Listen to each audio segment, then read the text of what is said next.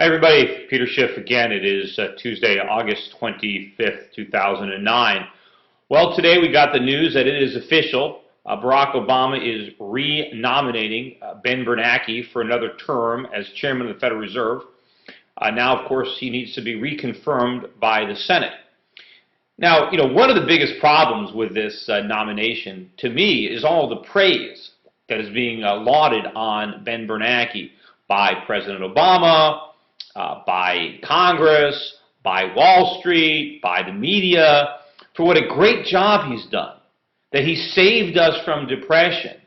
And since he's done such a good job, he should be reappointed. Now, maybe he should be reappointed under the theory that the devil we know is better than the devil we don't know. And who knows who Barack Obama might appoint that could be even worse than Ben Bernanke. But make no mistake, he is a devil. He's not a saint. He has done a horrific job as Fed chairman. Certainly, if you want to say he's done a good job in temporarily easing the pain, he's done that, but with major negative long-run consequences. He simply repeated the mistakes of Alan Greenspan, who did the same thing, who inherited a busting stock market bubble in a recession, and he saved the economy. He made sure that the recession of 2001 and 2002 was very mild. Yet the actions he took to do this is the reason that we had all the problems in 2008. We would never have had a housing bubble. We wouldn't have had a subprime mortgage crisis had it not been for what the Fed did to ease the pain of that recession. And that, of course, was why Greenspan was so widely heralded as the greatest Fed chairman ever, when I correctly labeled him the worst Fed chairman ever. Now, Ben Bernanke is receiving accolades for making the same mistakes. I mean, we're never going to learn. If Ben Bernanke was actually doing a good job, everybody would hate him. Remember, the last Fed chairman that did a good job was Paul Volcker. Nobody liked Paul Volcker. Everybody wanted him to resign, or they wanted him to be impeached. When he had interest rates up at 20%, we had that big recession, 81, 82, they wanted his head on a stick. Everybody, even Jack Kemp, conservative congressman Jack Kemp, wanted Volcker to resign. Oh, it was only Ronald Reagan that stood by him and stood by the Fed independence. Now, of course, in hindsight, now, after the fact, everybody gives him high marks. He has a lot of credibility because he made the tough choices. Ben Bernanke is making none of the tough choices, and he's making sure that Congress doesn't have to make any tough choices. By monetizing all the deficits, he's letting Congress off the hook. He's making it so they don't have to cut spending. They don't have to balance the books. They can run these huge deficits because of the lousy job that Ben Bernanke is doing. I mean, Greenspan did a terrible job bringing interest rates to 1%. Ben Bernanke is doing an even worse job, bringing them to 0%. And look at all the stuff that he's buying. Look at the Fed's balance sheet under Ben Bernanke. Look at all the mortgages they're buying, the asset-backed securities, the credit card debt, the auto loans, the student loans. The consequences of this are horrific. Ben Bernanke, rather than taking the punch bowl away like Paul Volcker, he's the life of the party. He's the guy that's making all the beer runs. He's getting all the girls. No wonder he's so well liked. But we don't want a Fed chairman who's trying to win a popularity contest. We don't want him being popular with Wall Street. After all, they're getting all the bailouts. Why shouldn't they like him? Why shouldn't the guys at Goldman Sachs or AIG? They love Ben Bernanke, right?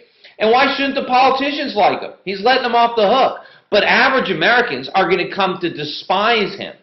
He is the guy that is responsible, or is going to be responsible, for runaway inflation, for sky-high consumer prices, for sky-high interest rates, for a complete collapse of our economy. That's the trade-off. That's the long-term pain of this short-term gain. Ben Bernanke claims he is an expert on the Great Depression. He doesn't know anything about the Great Depression.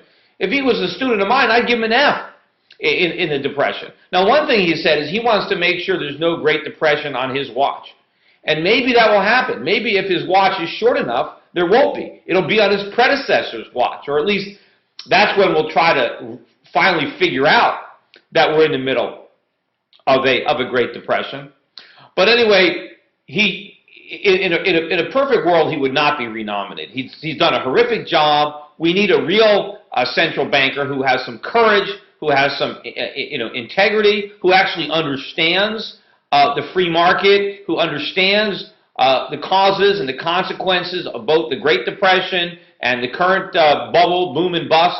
Now remember, Ben Bernanke got his nickname, Helicopter Ben, while he was on the Board of Governors under Greenspan as the biggest cheerleader of the 1% interest rate. He's the one that said the Fed had to save us from deflation when it was a non-existent threat. He was probably the most vocal and one of the worst people and most culpable on the Federal Reserve during the Greenspan era while the bubble was being inflated. And now here he is trying to take credit for putting out a fire that he started? I mean, come on. And of course, he hasn't put it out. He's poured gasoline on it, and now it's going to be a raging inferno. And nobody understands this. The president doesn't understand this, or Congress doesn't understand it, Wall Street doesn't understand it, and if they do understand it, they're keeping quiet. I don't know why there are so few people, other than myself, that actually are criticizing this guy's appointment, a renomination. And I remember when Alan Greenspan stepped down, right, when his term ended, everybody was talking about how great he was, how he was the greatest Fed chairman in history. And I pointed out, I mentioned it in my book, that he would go down as the worst Fed chairman because there was a disaster that was about to happen that was a direct consequence of what he did. All Greenspan did was get out of Dodge. But, and now, of course, when he's interviewed or in his books, he tries to claim that these problems were a 100-year flood. I pointed out this wasn't a 100-year flood. Greenspan blew up the dam. That's why there was a flood. And now Ben Bernanke is following in his footsteps. And I predicted when I wrote Crash Proof that even though Alan Greenspan was the worst Fed chairman ever, that it's just possible that Ben Bernanke could outdo him in that capacity. And we'll see. So far, it's a toss-up. I still say that Greenspan is worse than Bernanke.